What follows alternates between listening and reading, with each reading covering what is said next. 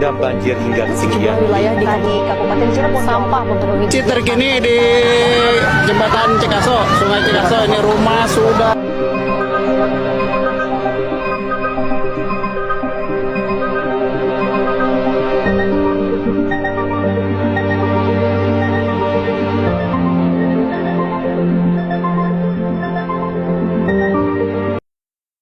Pernahkah kalian bertanya, mengapa banjir kini lebih sering dan lebih merusak?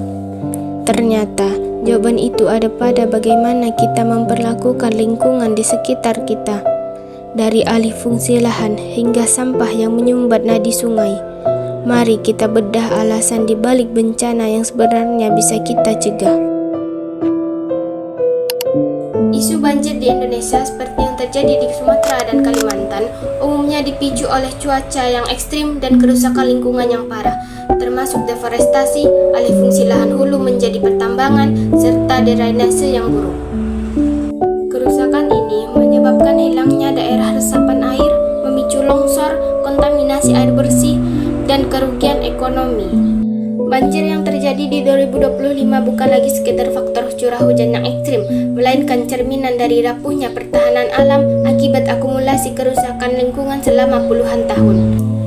Hutan sebagai spons alami untuk menyerap air telah digantikan oleh lahan tak berpori yang mempercepat limpasan air. Faktor penyebab banjir yang berdampak pada perubahan lingkungan dibagi menjadi dua, yaitu faktor alam dan faktor manusia.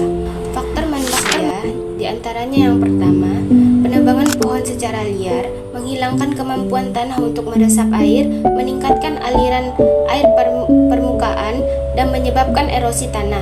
Yang kedua, urbanisasi yang mengubah kawasan hijau, rawa, hutan menjadi pemukiman, jalan aspal dan beton yang menyebabkan air hujan tidak bisa meresap dan menggenang.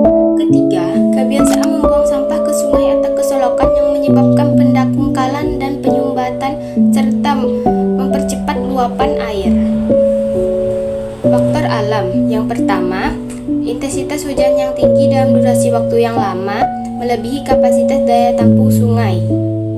Yang kedua, wilayah dataran rendah, cekungan atau daerah aliran sungai di hilir secara alami yang rawan menampung air dari hulu.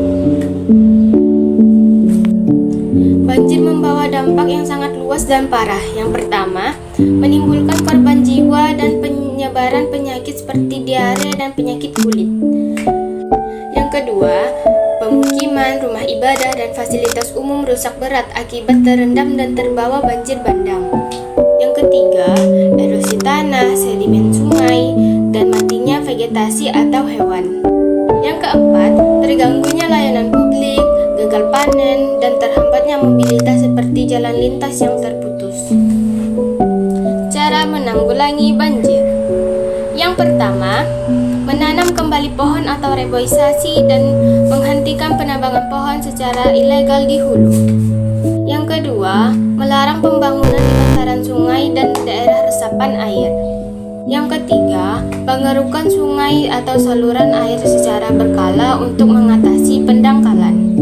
Yang keempat, memperbanyak ruang terbuka hijau dan sumur resapan di daerah perkotaan untuk meningkatkan infiltrasi air. Yang kelima, menindak tegas perusahaan atau pihak yang melakukan alih fungsi lahan secara ilegal di hulu.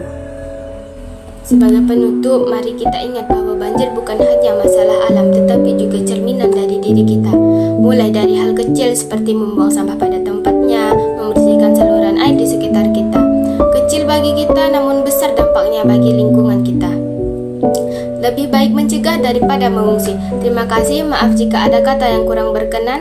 Assalamualaikum warahmatullahi wabarakatuh.